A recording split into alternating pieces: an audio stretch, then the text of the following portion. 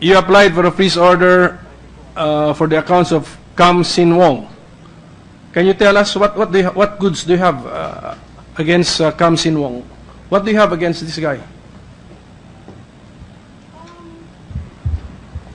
Based on our initial investigation, Your Honor, it appears that this Mr. Kam Sin Wong received part of this so-called stolen funds, Your Honor.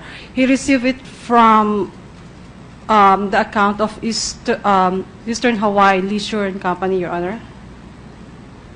That is it. After the remittance to Eastern Hawaii.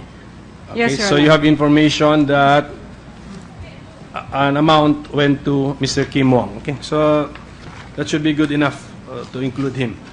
Mr. William Sogo, in the last hearing, your counsel gave me a copy of your affidavit. Yes, sir. Paragraph 7, you said that after your meeting with Ms. Santos de Guito at Serendra on February 23, and I will quote you, after the meeting, I have neither seen nor met Ms. Santos again. Do you confirm this? You only met with her once? Twice, in the morning and afternoon. Oh, so when was this afternoon? Same day, Your Honor. Because it's not in your, it's not in your affidavit. I forget about Ah, it. you forgot about it. Yeah, that's why yung question ko eh. Yes, sir. Oh, so can you tell us what was that meeting? The second afternoon? meeting is the afternoon at Makati Rockwell, and I asked her what's going on, what happened to the yung gusto kong mangyari na linisin yung pangalan ko, may naisip na ba paraan kung anong gagawin niya. So just a few hours Just after, a few just a minutes, few no, hours no, after the only- first meeting, you requested for a second meeting. No, morning. We met in the morning. 9 o'clock. Right. Breakfast. And then, nung after lunch, tumawag siya. Sabi ko, later na lang. Nasa meeting ako. Tapos, I text him. Sabi ko, makita natin sa Rockwell ng hapon. So, pagkita namin, tinanong ko, ano nangyari? What happened? Anong nangyari sa pinagagawa ko, nalinisin mo na yan. Saan kayo nagkita sa Rockwell? Sa may Tajimaya restaurant po.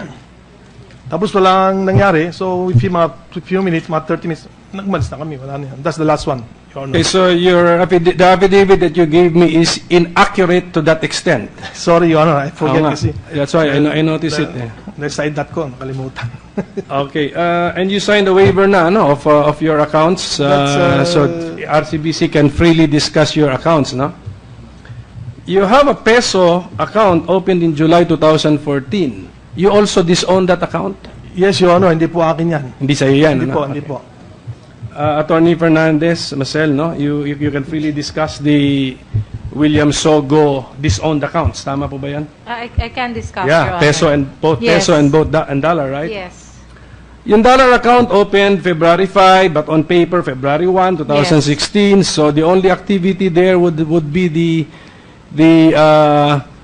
dollar deposits from the four. $66 million. Yeah, Your from Honor. the Yes. four accounts opened also opened in May 2015. No? Okay, so that would be the only activity. But and then what was your conclusion earlier when you examined the two accounts that these were It's opened simulated by? forgery by a different person. No, what is it that the signatures for the For the account for the opening- 2016 dollar account And for the- are different from the specimen signatures for the July 2014 peso accounts? Your Honor, the account opening forms for both the July 2014 peso account and the February 2016 dollar account are both simulated forgery when compared with the signatures of Mr. Go in a separate branch account. Yes, in Trinoma. Trinoma, yes, in one of his corporate accounts. Yes. Okay. But can you tell us now the transaction history of that peso July 2014 Yes. account? Did it have transactions? Yes, Your Honor, it did. Many or just a few? There were numerous transactions on it, checks deposited for Century Text Trading. And So it functioned like a normal account it did. of the account holder. Yes, Your Honor, and that was very confusing to us. So when we met with Mr. Go earlier this month and we asked him about the peso account, he said that he had Perhaps, Your Honor, you would want him to explain. I asked him if he's disowning that peso account. He's disowning Or it. perhaps you could Mr. ask... Mr. William Sogo, this RCBC, anong branch po ulit ito? Jupiter. Jupiter branch, peso account opened in July 2014. Is that yours or not? No, Your Honor, hindi akin ho yun. Hindi sa'yo yan. Hindi po ha? sa akin. And it has a 2-year transaction history, just for your information. Yes, Your Do you Honor. confirm this? It has a 2-year transaction Yes, Your Honor. history? It's not yours. Hindi po sa akin yun. Okay, so what's the explanation, ma'am? I asked him the same question, why were there checks deposited to his peso account named Century Text Trading checks? And he gave me an answer. If you wish, he could answer, Your Honor. You tell us first, what answer did he give you? He told us that he had checks for rediscounting, and he approached his branch manager in East-West Burgos Circle, Mr. Alan Peñalosa, if he could rediscount these post-dated checks. And Mr. Peñalosa said, okay, 5% for him. And Mr. Go answered, but these are Century Text Trading checks.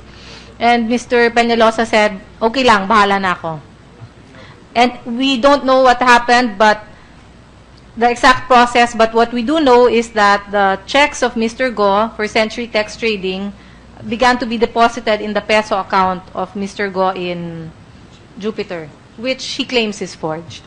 Yeah, and you're convinced that it's not his, right?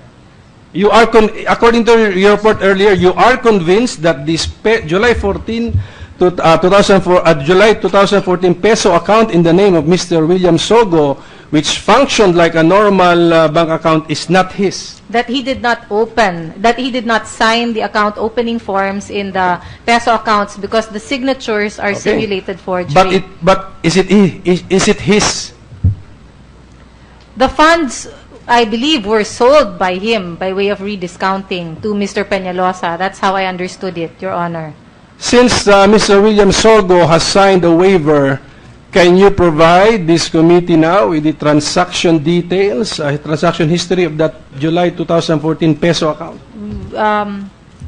Can you say that there are more than 100 transactions concerning that account? Yes, there are numerous transactions.